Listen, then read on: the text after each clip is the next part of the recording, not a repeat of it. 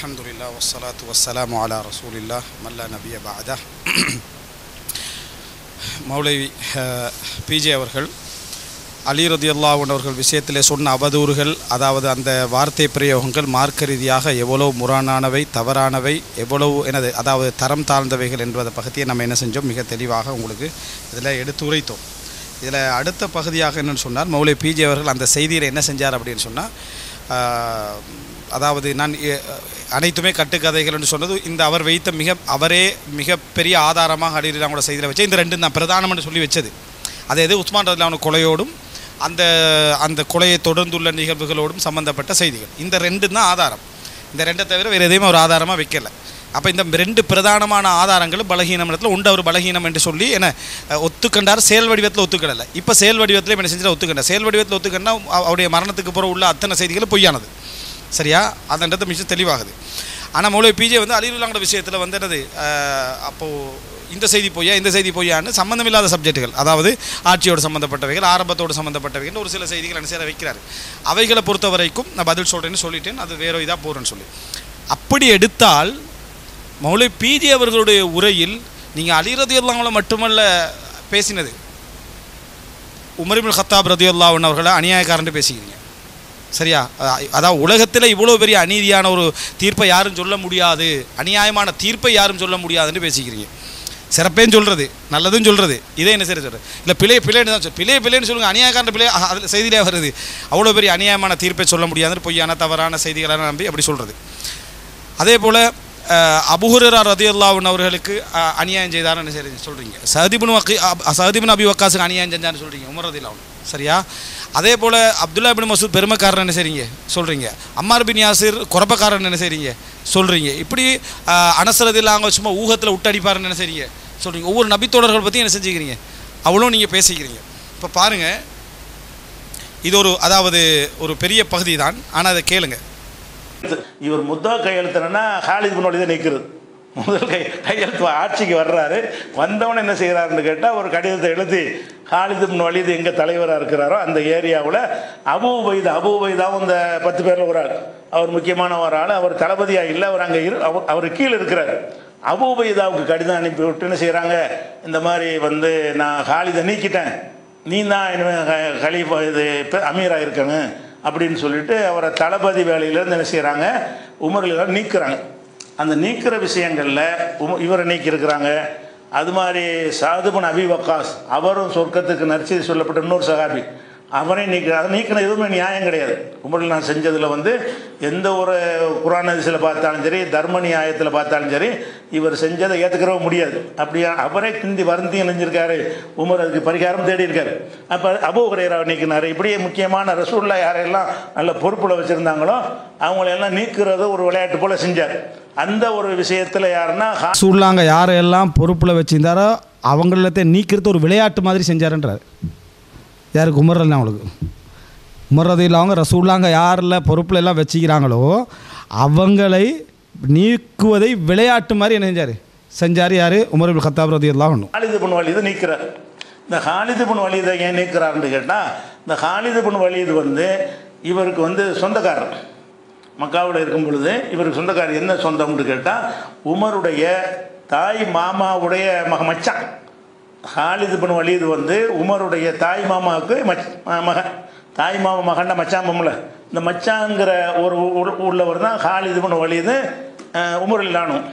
அந்த சொந்தமாக இருக்கும்போது அவங்களுக்குள்ள சண்டை நடந்திருக்கு ஜாகிலியா காலத்தில். அதில் இருந்தே இவர் காலை உடைச்சி விட்டார் ஹாலித் பின் வலீது உமரை. அந்த சண்டையில் நடக்கும்ல அந்த ஜாகிலியா காலத்தில், அதுலேருந்து அவங்களுக்குள்ள பிடிக்காமல் இருக்கும். 2 பேரும் பிடிக்காதுலேருந்து 2 பேருக்கும் துவக்க காலத்துலேருந்து பிடிக்காது. சொந்தக்காரராக இருந்தாலும் இந்த ஆள் தான் நம்மளை அடித்தவருங்கிற மனசில் இருக்கும்ல, அதனால் இவர் மனசில் வச்சுக்கிட்டு அது மாதிரி தான் 2 பேரும் நடந்துக்கிடுவாங்க.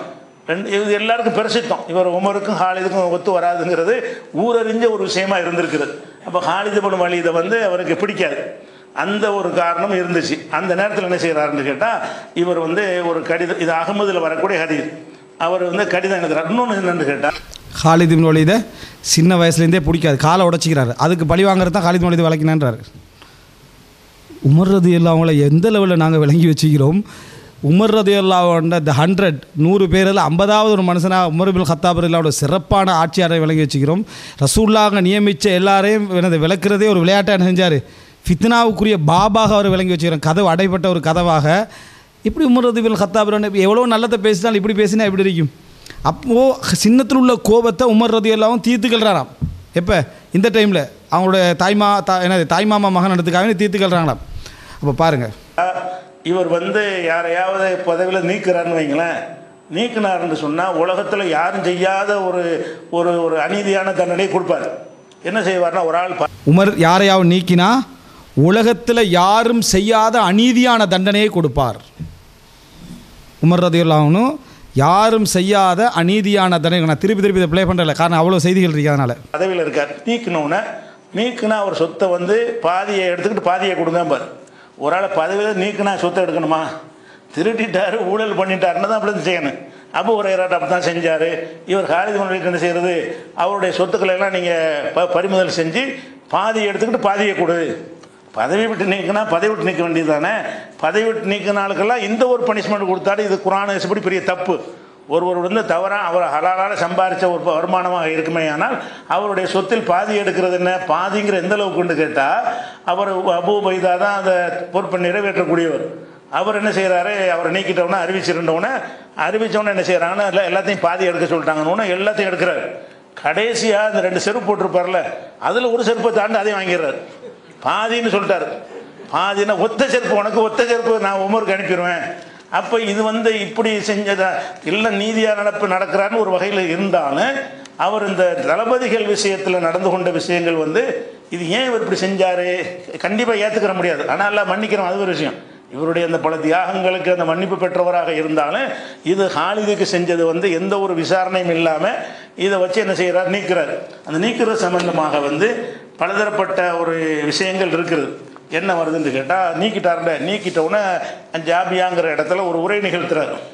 உரை நிகழ்த்தின உடனே இப்போ அங்கே தான் சொல்கிறார், இன்னி ஆத்தது இலைக்கும் என் காலித் பின் வலீத் விஷயமாக நான் உங்கள்கிட்ட ஒரு வருத்தம் தெரிவித்துக் கொள்கிறேன், அதுக்கு ஒரு நியாயத்தை சொல்கிறேன், மக்களுக்கு விளக்குறார். என்ற காலித் பின் வலீதை நீக்கினது வந்து மக்கள்கிட்ட பெரும் கொந்தளிப்பு ஏற்படுச்சு. ஏன்னு கேட்டால், அவர் எந்த இடத்துல போனாலும் ஜெயிச்சுட்டு வர்றாரு. அவருடைய அதிகமான இடம் வந்து அபூபக்கர் காலத்தில் கைக்கு வந்தது காரணமே இவருடைய போர் திறமை தான். அதனால் வந்து அப்படி ஜெயிச்சுட்டு வர்றாரு. அதனால மக்கள் மத்தியில் எதுக்கு இவர் காலித் பின் வலீதை நீக்கினார் அப்படிங்கிறது, அது போக இவங்க 2 பேருக்கும் உள்ள இந்த பஞ்சாயத்து எல்லாருக்கும் தெரிஞ்ச ஒரு விஷயம். அதனால வந்து என்ன ஆகுதுன்னு கேட்டால், நீங்கள் நீக்கினது சரியில்லைங்கிற மாதிரி கருத்து வந்தவுடனே மக்கள்கிட்ட விளக்கம் கொடுக்க வேண்டிய ஒரு நிர்பந்தம் அவருக்கு ஏற்படுது. மக்கள்கிட்ட விளக்குறாரு. என்ன விளக்குறாருன்னு கேட்டால், அதாவது இன்னி அமர்த்துவ எஹபிச ஹாதல் மால அல்ல லாபத்தில் முஹாஜிரின், இந்த நிதி ஆதாரங்களை, ஜக்காத்து நிதிகள்லாம் வரும்ல, அந்த நிதிகளை வந்து முஹாஜிரன்களில் வந்து ஹிஜ்ரத்து செஞ்சவர்களில் பலவீனமானவங்களுக்கு நீங்கள் விநியோகம் பண்ணுங்க அப்படின்னு நான் சொன்னேன்.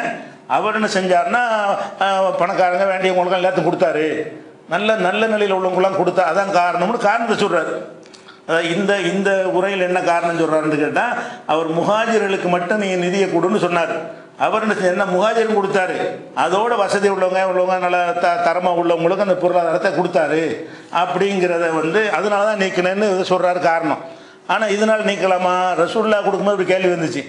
ரசூல் ஸல்லல்லாஹு அலைஹி வஸல்லம் வந்து அன்சாரிகள்லாம் விட்டுவிட்டு முஹாஜிர்களை கொடுத்துட்டாங்க அப்படின்னு வரும்போது, ஆதி காலத்தில் உழைச்சவங்களை விட்டுட்டு நேற்று வந்தவங்களெலாம் கொடுத்தாங்கன்னு சொல்லி ஹுனைன் போரில் பங்கிடும்போது இதே மாதிரி பிரச்சனை வந்துச்சு. அது ஒரு ஆட்சியில் ஒரு பொறுப்பில் இருக்கக்கூடிய அந்த பணத்தை எப்படி நிர்வகித்தால் அது சரியாக வரும்னு அந்த உரிமை வந்து அவருக்கு இருக்கிறது, அந்த தளபதிக்கு இருக்கிறது.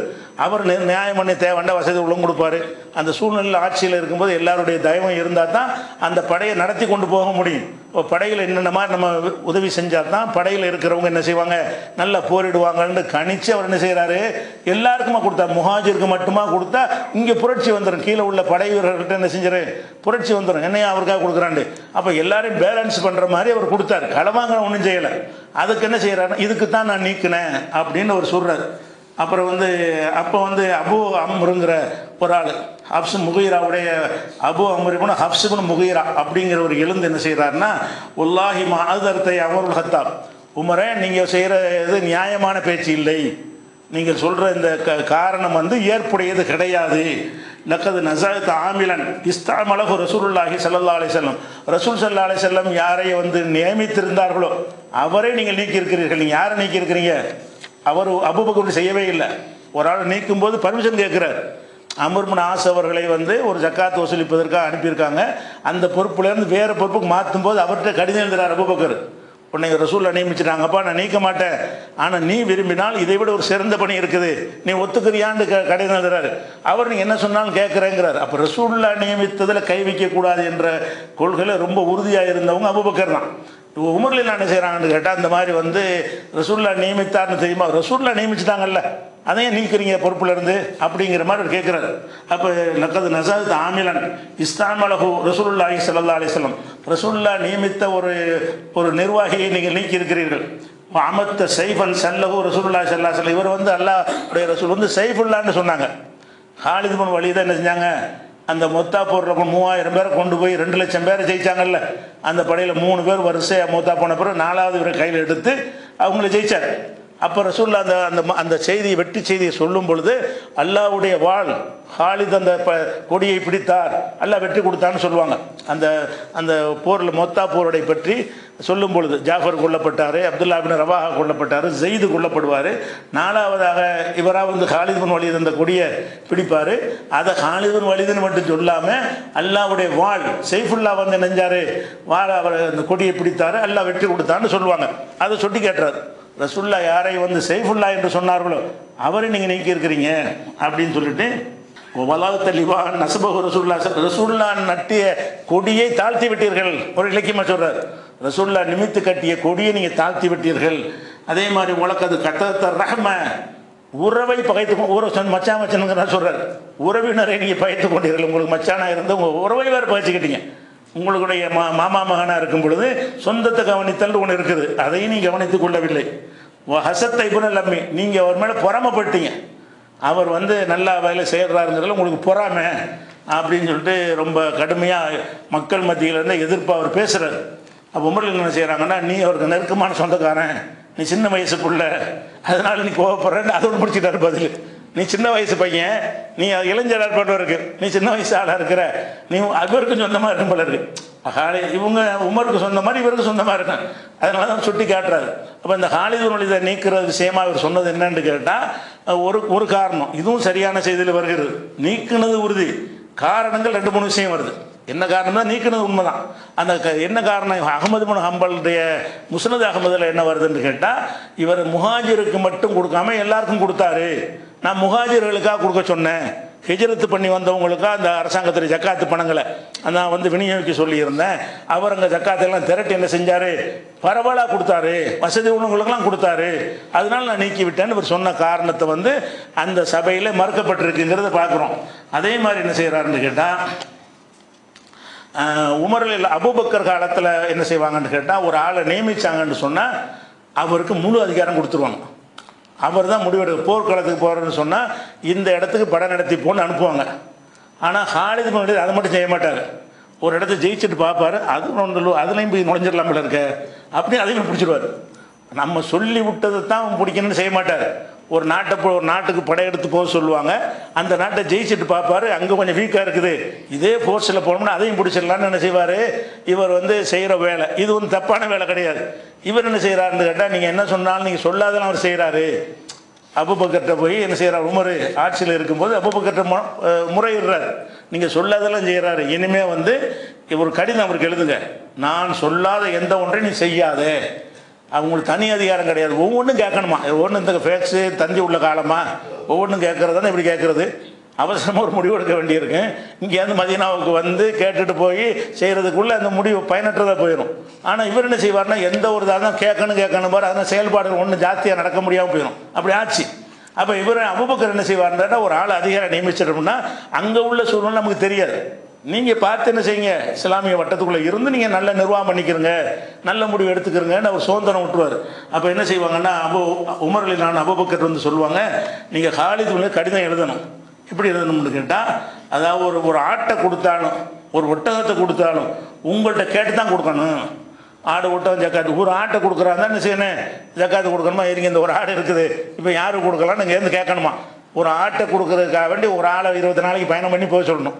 இவர் சொல்கிற கருத்து பிரகாரம் ஒரு ஆட்டை கொடுக்குறது ஒட்டகத்தை கொடுக்குறதுன்னு சொன்னால் மதீனாவில் வந்து கேட்டு போகணும்.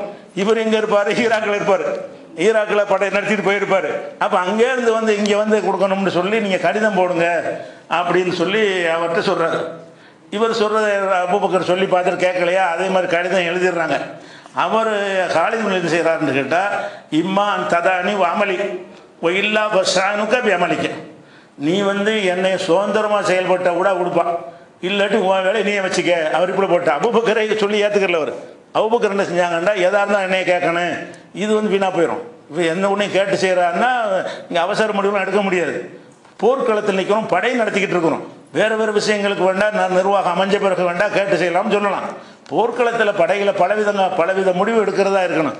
எதாக இருந்தாலும் என்னை கேட்டு செய்கின்ற ஒரு உத்தரவு வந்து ஏற்புடைய உத்தரவு இல்லை. நான் இந்த பதவிக்கு உள்ள ஆள் இல்லைன்ட்டார். அவர் நினைஞ்சிட்டாரு, என்னைய சுதந்திரமாக செய்ய விட்டா விடுங்க, இல்லைன்னா ஷானுக்கு போய் அமளிக்க, உங்கள் வேலையை நீங்களே வச்சுக்கிறோங்க, ராஜினாமா பண்ணுறேங்கிறார். அந்த அர்த்தத்தில் அவர் கடிதம் போட்டார்.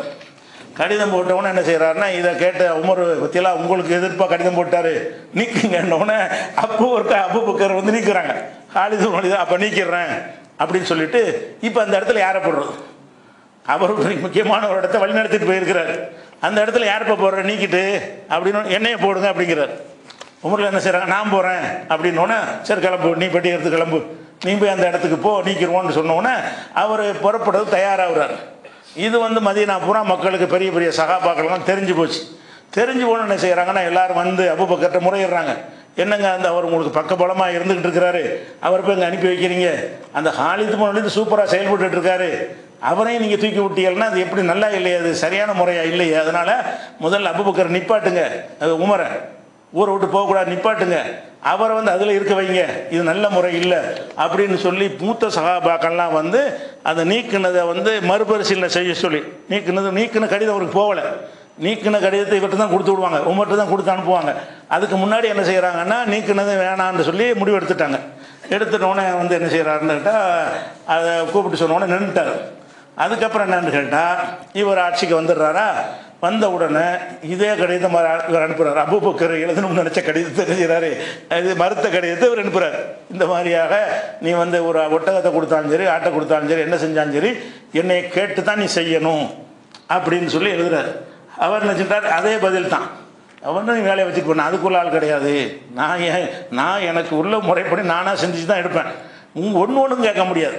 ஒரு அடிப்படை கொள்கை வகுத்து வந்திருக்கிறீங்க, குரான் இருக்குது, ஹதீஸ் இருக்குது, அடிப்படை இருக்குது, அந்த அடிப்படைக்குள்ளே நான் செயல்படுவேனே தவிர நீங்கள் ஒவ்வொன்றுக்கும் ஒரு 10 ரூபாய்க்கு கேட்குறேன், 5 ரூபாய்க்கு கேட்கணும், 20 ரூபாய் சொன்னால் கேட்கணும்னு சொன்னீங்கன்னா இது நிர்வாக முறைக்கு அழகு இல்லைன்னு அவருடைய பார்வை. அந்த பார்வையில் அவர் பதில் சொன்னோன்னு என்ன செய்கிறாருன்னு கேட்டால், அப்படின்னு சொன்னால் நீ வந்து நீக்கிடுறேன், நீக்கிட்டு போ அப்படின்னு சொல்லி நினைச்சிட்டாரு. அதை நீக்கி விட்டார், உமர் நீக்கினார். அப்போ தான் நீக்கினார்னு வருது. அவர் முதல் தடவை நீக்கினது காரணம். அப்போ உமரில் இல்லாமல் நீக்கினதுக்கு வந்து முதல்ல சொன்னது இந்த பொருளாதாரத்தை வந்து கூட குறை கொடுக்குறாருங்கிறது, இது ரெண்டும் ஒரே மாதிரி தான் வருது. என்ன ஆட்டை கொடுத்தாலும் ஒட்டகத்தை கொடுத்தாலும்னு சொன்னால் இவர் எல்லாருக்கும் பரவலாக கொடுக்குறாரு, நம்மள்கிட்ட கேட்டு கொடுத்தோம்னு சொன்னால் என்னவாக, நம்ம வந்து இந்த ஆளுக்கு பட்டியலை போட்டு கொடுப்போம், அவங்களுக்கு மட்டும் போகும்ன்ற அர்த்தம் ரெண்டு முன்னே தான் வருகிறது. நீக்கின பிறகு என்ன செஞ்சார்ன்றா, இந்த ஹதீஸில் இந்த செய்தியில் திரும்ப வந்து அவர் நீக்கினதுடைய பலவீனத்தை உணர்ந்து நீ பொறுப்பேற்று நீங்கள் நடத்துங்க அப்படின்னு சொல்லி உமர் கேட்கும் பொழுது அவர் நினைஞ்சிட்டாரு, மறுத்துட்டார். அது மாதிரி ஒரு செய்தி வருகிறது. அடுத்ததாக என்னென்னு கேட்டால், இன்னொரு இது ஒரு அறிவிப்பில் அவர் நீக்கினதுக்கு உள்ள ஒரு விஷயம். அதுக்கடுத்து என்னென்னு கேட்டால், இந்த கடிதத்தை கொடுத்து அனுப்பி விட்றாரு. ரசூலுல்லாஹ் மௌத்தா போனவுடனே, அபூபக்கர் மௌத்தா போனவுடனே, ஆட்சிக்கு வந்தவுடனே கடிதமே உமர் என்ன செய்கிறாரு, நீக்கிற கடிதத்தை அனுப்பி விட்றாரு. அது எப்படி அனுப்புகிறாருன்னு கேட்டால், வந்து அபூ உபைதாவுக்கு அந்த கடிதத்தை அனுப்பி நீ அவர்கிட்ட கேளு, நான் செஞ்சதெல்லாம் பிழைன்னு அவர் வந்து ஒத்துக்கிறணும். ஒன்றையும் கேட்காம ஒத்துக்கிட்டார் என்று சொன்னால் அவர் அமீராக இருக்கட்டும். அவர் ஒத்துக்கொள்ள மறுத்தாரேனார், நான் வந்து தப்பு செஞ்சவன் தான், நான் வந்து பொய்யன் தான் அப்படின்னு ஒத்துக்கணுமா. நான் ஒரு பொய்யன் என்று காலித் ஒத்துக்கொண்டாரையானால் அவர் அந்த பதவியில் இருக்கட்டும். அப்படி ஒத்துக்கொள்ளவில்லையானால் அவரை தூக்கிட்டு அந்த இடத்துல நீ இருந்துக்க, அவருடைய எல்லாத்தையும் பாதியை எடுத்துருன்னு சொன்னதப்போ தான் அவருடைய சொத்து பத்து அம்பட்டு அவர்கிட்ட என்னென்ன இருக்கோ அனைத்துல என்ன செஞ்சிருந்தேன், பாதியை கொடுத்துட்டு பாதியை எடுத்துக்கன்னு சொல்லி சொன்னாருங்கிறது இருக்குது. அப்போ இதை அபூ உபைதா சொல்கிறாங்க ஹாலித் பின் வலீதுட்ட, இந்த மாதிரி அமீருல் முஃமினீன் கடிதம் வந்திருக்குது, என்ன செய்யலாம் அப்படின்னு கேட்டவுடனே ஒரு சின்ன எனக்கு அவகாசம் கொடுங்க அப்படின்னு சொல்லி அவங்க சகோதரி பேர் பாத்திமா, அவங்களும் அங்கே தான் இருக்கிறாங்க அந்த வட்டாரத்தில். அவங்கள்ட்ட போய் என்ன செய்கிறார், ஆலோசனை கேட்குறாரு, இந்த மாதிரி இருக்குன்னு. அவங்களுக்கு இந்த 2 பேருக்கும் ஆகாதுன்னு தெரியுமில்ல, சகோதரிக்கு தெரியுமில்ல இவருக்கு ஆரம்பத்தில் ஆகாதுன்னு. அவருக்கு உங்களுக்கு பிடிக்கவே செய்யாதுங்க, உங்களை தவறுன்னு ஒத்துக்கிறங்கன்னு சொல்லிட்டு அதை காரணமாக காட்டி முன்னிக்கிடுவார். நீங்கள் இதுக்கு ஒத்துக்கிறாதீங்க. அவர் என்ன கேட்குறாரு, அப்போ உமர் என்ன கேட்குறாருன்னா, நான் பொய்யன் என்று ஒத்துக்கொள்ளணும். அப்போ நீ நீ தளபதியாக இரு, நீ மறுத்தீன்னா இவரை போட்டுருவேன். ஒரு மார்க்கத்தில் ஒரு விஷயத்தை சொல்வது விசாரிக்கணுமா இல்லையா?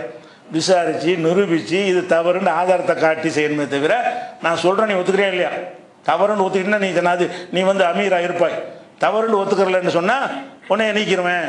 இப்படிங்கிற இதுவும் சரியான அறிவிப்பில் தான் வருது. இப்படி சொல்லி நீக்கலாமா ஒரு ஆளை? இதை நீக்கிற முறையா? நீக்கிவிட்டு பாதி சொத்தை எடுத்துக்கலாமா? அதுவும் எடுக்க முடியாது. அப்போ இவருடைய அந்த தியாகங்கள்லாம் பார்த்து யாரும் செய்ய மாட்டாங்க. ஒரு தளபதிங்கிற வகையில் இவர் மாதிரி ஒரு ஆள் வேணும்னு தான் எல்லாருமே நினைப்பாங்க. அந்த மாதிரி ஒரு விஷயத்தை இருக்கும்பொழுது என்ன செய்கிறாருன்றா, இந்த மாதிரி சொன்னோன்னே அவங்க சகோதரி சொல்லிவிட்டாங்க, நீங்கள் ஒரு காலத்தையும் ஒத்துக்கிறாதீங்க, நீங்கள் ஒரு பேச்சுக்கு நான் தான் பொய் சொல்லிட்டேன் அப்படின்னு நீங்கள் ஒத்துக்கிட்டாலும் அடுத்து என்ன செய்வார்னா, நீ பொய் சொன்னதை ஒத்துக்கொண்ட காரணத்தினால் பொய்யரை உன்னை வைக்கக்கூடாது, மரணிக்கு வரும்ல, நீங்கள் ஒத்துக்கிட்டாலும் உங்களை நீக்குவார். அது நீங்கள் ஏமாந்துடாதீங்க அப்படின்னு உங்கள் சகோதரி சொன்னோன்னே என்ன செய்கிறாரு, இல்லை நான் பொய்யன்னு நான் ஒத்துக்கிற மாட்டேன், இது ஒரு காரணம் இல்லாமல் நீங்கள் சொல்கிறதுக்காக நான் ஒத்துக்கிறேன், நான் தயாராக இல்லைன்றோன்னே அப்புறம் நான் நீக்கிறப்பான்னு சொல்லி நீக்கிட்டு தான் அவர்கிட்ட உள்ள எல்லாத்தையும் பாதியை பறிச்சுக்கிட்டு விட்டாங்கன்னு இருக்குது. இதுவும் அறிவிப்பாளர்கள் இருக்குது. அதுக்கப்புறம் என்ன செஞ்சார்னா, அவர் திரும்பி மதீனாவுக்கு வந்தார்னு ஒரு அறிவிப்பு இருக்கிறது. இல்லை அங்கே சிரியாவில் அவர் தங்கி அங்கே முஸ்லீம்களோட வாழ்ந்தார் அப்படின்னு சொல்லி ஒதுங்கிட்டு வாழ்ந்துட்டாருன்ற ஒரு செய்தியும் இருக்குது. அப்போ இந்த மாதிரியான அந்த காலித் பின் வலீதை நீக்கியதுங்கிற ஒரு விஷயத்தில் அவருடைய ஒரு தவறான ஒரு விஷயம் செஞ்சுருக்குது, அவருடையது தெரிகிறது. அடுத்ததாக என்னென்னு கேட்டால், இன்னொரு செய்தி, பலவீனமான செய்தி இருக்குது. அதுதான் பயான்களெல்லாம் பரப்புவாங்க. என்ன பரப்புவாங்கன்னு கேட்டால், மக்கள்லாம் என்ன செஞ்சாங்களா, காலிதுனால தான் வெற்றின்னு நினச்சிட்டாங்களாம். ஏன் காலிதுனால வெற்றின்னு அல்லாஹ்வுடைய நம்பிக்கை பறி போயிடுறதுல பயான்கள்லாம் அஜத் மாதிரி தான் சொல்லுவாங்க. இந்த வரலாறுகள் உமர் வரலாறு சொல்லும்போது சொல்லுவாங்க, காலித் எதுக்கு நீக்கினான்னு தெரியுமா, வெற்றி அல்லாஹ் கொண்டு உள்ளது, காலிதை கொண்டு தான் வெற்றின்னு மக்கள் ஷிர்கான நம்பிக்கைக்கு போயிட்டாங்க. அதை உடைக்கிறதுக்கு தான் பார் காலிதை நீக்கிட்டு ஜெயிச்சு காட்டுறான்னு செஞ்சார் அப்படின்னு சொல்லி ஒரு செய்தி இணைஞ்சிருக்கிறாங்க. சில நூல்களில் பதிவு பண்ணி வச்சுருக்கிறாங்க. தபரி கூட தன்னுடைய தாரிகளை பதிவு பண்ணி வச்சுருக்கிறார். இந்த செய்தியை பொறுத்த வரைக்கும் இதை சைஃப் இப்னு உமர், இந்த முகமது இப்னு உமர் முதல் சொன்னோம்ல வாக்கிதி, அவர் ஒரு ஹதீஸை தயாரிக்க இட்டு கட்டக்கூடியவரு, அதுக்கு சரிக்கு சமமான ஆள் சைஃப் இப்னு உமர். சைஃப் இப்னு உமர்னு அறிவிச்சாங்கன்னு சொன்னால் என்ன செய்யணும், விளைவிக்கணும், பொய்யன், யாரும் ஏற்றுக்கிற மாட்டாங்க. ஷியாக்களை தவிர இந்த ஆளை ஒத்துக்கிற மாட்டாங்க. ஷியாக்களுக்கு தகுந்த மாதிரி செய்திகள்லாம் சொல்லுவார், இட்டுக்கட்டி புழுகி சொல்வார், ஒரு நல்ல சகாபாக்களை டேமேஜ் பண்ணுற மாதிரி சொல்லுவார். இந்த சைஃப் இப்னு உமர் என்கிற ஒரு ஆள் தான் என்ன செய்கிறாரு, இதை சொல்கிறார், இந்த அறிவிப்பு. அப்போ இது ஒரு நல்ல ஒரு பதிலும். முதல்ல இது அறிவிப்பு சரியில்லை. ரெண்டாவது இந்த காரணம் சரியில்லை. காலிதனால தான் வெற்றின்னு நினைக்கிறாங்கன்னு காலிதை நீக்கினா, அப்போ உமரால தான் வெற்றி நினைச்சாங்கன்னா உமரை நீக்கிறீங்களா? இதாக ஒரு சம்பவம் யார் மூலமாக நடந்தப்போ தான் நினைப்பாங்க மக்கள். யார் மூலமாக நடந்தாலும் என்ன செய்வாங்க, அவரை வச்சு தான் நினைப்பாங்க. காலிதுக்கு பதிலாக வேற ஒரு ஆளை போட்டிங்க, அவர் போய் ஜெயிச்சிட்டாரு, அப்போ என்ன செய்வாங்க, இவரால் தான் சொல்லத்தான் செய்வாங்க அப்படின்னு அவரை நீக்கிறதா? இது ஒரு லாஜிக்கான பதில் கிடையாது. இது என்னமோ பெரிய தத்துவமான சொல்லிட்டு அப்போ நியாயமாக தான் செஞ்சார், காலிதை நீக்கினது ஒரு மார்க்க நோக்கத்துக்கு செஞ்சாருங்கிற மாதிரி ஒரு முத்திரை குத்துருக்கு. அப்படி கிடையாது. அது மாதிரியான ஒருத்தர் நீக்குவதற்கு முகாந்திரமே இல்லை. அவர் நீக்குவதற்குரிய முகாந்திரம்னா எல்லாருக்கும் பரவலாக கொடுக்குறாருங்கிற ஒரு விஷயம்தான் இருக்குது. மற்றபடி அவர்கிட்ட எந்த விதமான ஊழலும் புகார் எதுவுமே கிடையாது. அது ஒன்று விளைவிக்கணும். அடுத்தது என்ன செய்கிறாருன்னா, உமரில் நான் செஞ்ச இன்னொரு பிழை சாது பின் அபி வக்காஸ். அவர் அந்த 10 பேரில் ஒரு ஆள், 10 சஹாபாக்களில் ஒரு ஆள். இன்னும் சொல்ல போனால் 3ஆவதாக இஸ்லாத்துக்கு வந்தவர். அவர் இஸ்லாத்துக்கு அவரே சொல்கிறார்ல, நான் தான் 3ஆவது ஆளாக இஸ்லாத்துக்கு வந்தேன், எனக்கு பிறகு தான் மற்ற யாராக இருந்தாலும் இஸ்லாத்துக்கு வந்தாங்கன்னு அவர் சொன்ன செய்தியை ஏற்கனவே சொல்லியிருக்கிறேன். அந்த அபூபக்கருடைய வரலாறு உங்களுக்கு சொல்லியிருக்கிறோம். அப்போ இந்த சாது பின் அபி வக்காஸ் அவர்கள் என்ன செய்கிறாங்கன்னு கேட்டால், கூஃபாவில் அவங்க நிர்வாகியாக நியமிக்கப்பட்டிருக்கிறாங்க. அபூபக்கர் காலத்தில் இருந்து கூஃபாவுடைய அமீராக அவர் இருக்கிறார். படை தளபதியாக இல்லை, கூஃபாவுடைய நாட்டை நிர்வகிக்கிற அந்த பகுதியை நிர்வகிக்கிறதுக்கு அமீராக இருக்கிறாங்க. அப்போ என்ன செய்யுதுன்னா அவர் மேலே ஒரு புகார் வருது. அதுக்கு நீக்கின ஒரு விஷயத்தை எடுத்துக்கிட்டிங்கன்னா ஒரு சாதாரண ஒரு நீதி பரிபாலன முறையில் பார்த்தா கூட இது பெரிய அநீதின்னு தெரியும். அது என்னங்கிற விஷயத்தை இன்ஷா அல்லாஹ் நாளைக்கு பார்ப்போம். இதில் டோட்டல் ஒரு 20 நிமிஷம் இருக்குது. ஹாலித் இப்னு வலீத் விஷயத்தில் உமர் ரலியல்லாஹு அன்ஹு சொந்த கோவத்தை தீர்த்தாருன்றதை முழுசாக சொல்லுவார். லைஃபான பலகீனமான ஷியாக்களோட கட்டுக்கதை டோட்டல் ஷியா மிஷன் தான். அவருக்கு அது விளங்குதில்லை. அந்த செய்திகளெல்லாம் எடுத்து என்ன செய்கிறாரு, அதை சொல்கிறார். இதெல்லாம் சூப்பர் முஸ்லீம் முஸ்தபாவுடைய அந்த இதுக்கு மறுப்பு சொல்லக்கூட நான் இதெல்லாம் எடுத்து சொன்னேன். இதில் என்ன பலகீனங்கள், இதில் என்ன பிரச்சனைக்கு, ஷியாக்களை ஏன் இப்படி கட்டி வச்சுக்கிறாங்க, என் டோட்டல் செய்தியும் சொல்லிக்கிறேன். அதை அது இப்படி எடுத்து சின்ன வயசில் காலோட சேர்த்த பழி வாங்குறதுக்காக வேண்டி உமர் இப்னு கத்தாப் ஹாலித் இப்னு வலீதை நீக்கிறாருண்டா உமர்றதில் அங்கே அவுட். அதில் அதுக்கப்புறம் நாங்கள் எப்படி உமர்றதில் அங்கே நம்புவோம்னு கேட்குறேன். சின்ன வயசு விளையாட்டுக்கெல்லாம் பழி வாங்குற லெவலுக்கு இந்திக்கிறாரண்டா. ஹாலித் இப்னு வலீத் ரலியல்லாஹு மௌத்தாகிற சந்தர்ப்பத்தில் உமர் இப்னு கத்தாப் பற்றி என்னெல்லாம் பேசிக்கிறாரு, இதுக்கு என்ன சம்மந்தம், யார் சொன்னதை நீங்கள் எடுத்து என்ன செஞ்சுக்கிறீங்க, சொல்லி கண்டிக்கிறீங்கன்றதெல்லாம். அதான் இது போல் இன்னும் நிறைய விஷயங்கள் ஹாலித் இப்னு அதாவது சஹாபாக்களோட விஷயத்தில். இதை பாருங்கள்.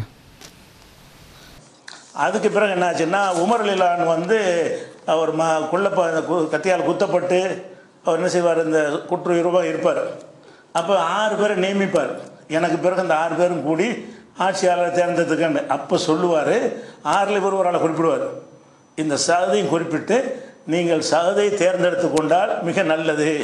நான் அவரை ஒரு மோசடி செஞ்சார், நான் நீக்கலை, அவர் தகுதியற்றவர் நீக்கலை, மன்னிப்பு கேட்குற மாதிரி. நான் அவருக்கு ஒரு அநியாயம் தான் செஞ்சுட்டேன், அதை சொல்லாமல் நான் எந்த மோசடிக்காக நான் அநியாயம் தான் செஞ்சிட்டாரு யார் சகதுக்கு, அதை சொல்லாமன்றது சொல்லாமல் இல்லை, அநியாயம் செஞ்சுன்றதை இவர் விளங்கிக்கின்றது. அதனால் இவரை ஏற்ற சொல்லாமல் அப்படி கொண்டு போகிறாராம். அதை எல்லாம் நவீன காலத்திலிருந்து இவர் எட் பண்ணுறது. அப்படி இல்லை, அநியாயம் செஞ்செல்லாம் சொல்லலை, அதை சொல்கிறாரு உமர் ரலியல்லாஹு அதை சொல்கிறாங்க. முழுசாக கேளுங்க. இது புகாரில் 3700வது ஹதீஸில் இருக்குது. இந்த சஅதுக்கு ஒரு அநியாயம் செஞ்சாலும் அவர் கடைசி காலத்தில் அதுக்கு நியாயம் வழங்கிட்டு 6 பேர் குழுவில் அவரையும் சேர்த்துட்டு நீங்கள் 6 பேரும் சேர்ந்து அவரை தேர்ந்தெடுத்தால் மிக சிறப்பு, அப்படி இல்லைன்னா யாரை தேர்ந்தெடுத்துறீங்களோ அவர் கட்டுப்பட்டு நடங்க அப்படின்னு அவர் சொல்வார். அது அந்த கடைசி நேரத்தில் ஒரு நியமிப்பாரில் அப்போ பார்த்துக்குருவோம். இப்போ நமக்கு தேவை என்னென்னு கேட்டால் இந்த சஅது ஃபைன் அசாபத்துல் இம்ரத்து சஅதன் போவதாக்க, இந்த தலைமை பொறுப்பு சஅது கிடைக்குமே ஆனால் அதுதான், அப்படி இருக்கட்டும், நல்லது. இது அப்படி இல்லை என்று சொன்னால் யார் நீங்கள் தேர்ந்தெடுத்துக்கிறீங்களோ அவர் கட்டுப்பட்டு நடங்க அப்படின்னு சொல்லிட்டு இப்போ இன்னிலம் ஆசிலுஹு அன் அஜிசின் உலகியானத்தின், அவர் 7வது ஆள் என்பதற்காக நான் பதவி நீக்கம் செய்யலை, தகுதியற்றவர் என்பதற்காக நான் செய்யலை, உலகியானத்தின் மோசடிக்காகவும் செய்யலை, தப்பாக செஞ்சுட்டேங்கிறார். நான் தப்பாக செஞ்சு விட்டேன், அதனால் நீங்கள் அவரை தேர்ந்தெடுங்கன்னு அதுக்கு ஒரு பிராயச்சித்தம் தேடுற மாதிரி கடைசியாக அவரை நியமிச்சிட்டு உமர் ரலியல்லாஹு அவங்க அவர் இயலாதவர் ரெண்டுத்துக்காக செய்யவும் இல்லை, மோசடிக்காரன்றதுக்காக செய்யவும் இல்லை. அதான் ஹதீஸில் தப்பாக செஞ்சுட்டேன்னு சொல்கிறாரு அப்படின்ட்டு இவர் சரியா அதை ஒத்துக்கல, பிரயாச்சித்தை தேடுறாராம். என்ன செய்வோம், அதுக்கு பெரிய ஒரு அநியாயம் செஞ்சுட்டேன்னு அவராக ஏற்றி அவராக விளங்கி லைஃபான ஹதீஸ் எல்லாம் சொல்லி என்னடா லைஃப் இட்டு கட்டப்பட்ட செய்தியில் ஒரு செய்தி வரும், அதை சஹியோட ஃபிட் பண்ண பார்க்குறது. சூப்பர் முஸ்லிமாவும் தான் செஞ்சார் சரியா, எடுத்து ஃபிட் பண்ண கூட லைவான சையான ஹதீஸ் எல்லாம் கொஞ்சம் முரண்படுற மாதிரி இருக்கும். ஏன் சையான ஹதீஸ் என்ன சொல்லுது, நான் மோசடிக்காகவோ இயலாமைக்காகவோ என்ன செய்யலை, அவரை நீக்கவில்லை என்று. என்ன அதுக்கு தானே நீக்கினார், முரண்படுற மாதிரி பிராயச்சித்தம் தேடுறாரு, தப்பா செஞ்சுன்னு மறைமுகமாக ஒத்துக்கல்றாரு அப்படின்னு என்ன செய்கிறார் சொல்லிட்டு போகிறார். இப்படி சஅதுக்கு அநியாயம் செஞ்சார். உலகத்தில் எவனும் வழங்காத ஒரு அநியாயமான தீர்ப்பை ஹாலித் இப்னு வலீதுக்கு வழங்கினார். சொந்த கோவத்துக்காக ஹாலித் இப்னு வலீத் என்ன செஞ்சார், நீக்கினார். இது என்ன அப்போ இதுகளெல்லாம் நாங்கள் பேசலை, நாங்கள் பேசிக்கின்றது அலி ரலியல்லாஹு சப்ஜெக்ட் மட்டும்தான் சரியா. அலிரல் சப்ஜெக்ட் பேசுகிறதுக்கான காரணம் அத்தனை ஃபித்னாவுடைய செய்திகள் அவரில் தான் என்ன செஞ்சுக்குது, ஷியாக்களால் அப்படி குமிந்து வந்திருக்குது. உமர் இப்னு கத்தாப் டைம் இருக்குது நிறைய செய்திகள். ஆனால் உமர் ரலியல்லாஹு அவங்களோட விஷயத்தை நீங்கள் விமர்சிக்கக்குள்ளே மக்கள் உங்களுக்கு எதிராக நின்றுவாங்க இல்லைங்கிட்டா. இதில் நீங்கள் என்ன பிள்ளை தான் விட்றீங்கிறது பெரிய ஆதாரமெல்லாம் என்ன செய்யறதில்ல, மக்கள்கிட்ட சொல்ல வேண்டிய ஒரு அவசியம் உண்டு இல்லை. அடுத்தது அபூ ஹுரைராக்கு செஞ்ச அநியாயத்தை பாருங்கள். உமர் இப்னு கத்தாப் ரலியல்லாஹு அன்ஹு அவர்கள் அபூ ஹுரைரா ரலியல்லாஹு அன்ஹு அவர்களுக்கு செய்த அநியாயம்ன்றார். அதே மாதிரி அபூ ஹுரைரா அவங்களையும் நம்ம ரசூலுல்லாஹ்வுடைய ஹதீஸில் நிறைய அறிவித்து மக்கள் மத்தியில் பிரபலமானால் அவர் தான் எல்லா சஹாபாக்களையும் விட. ஏன்னா எந்த ஹதீஸ் சொன்னாலும் அறிவிப்பார் அபூ ஹுரைரான்னு வந்துடும். அதனால ரொம்ப ஃபேமஸ் ஆகிட்டார் ஹதீஸ் விஷயத்தில்.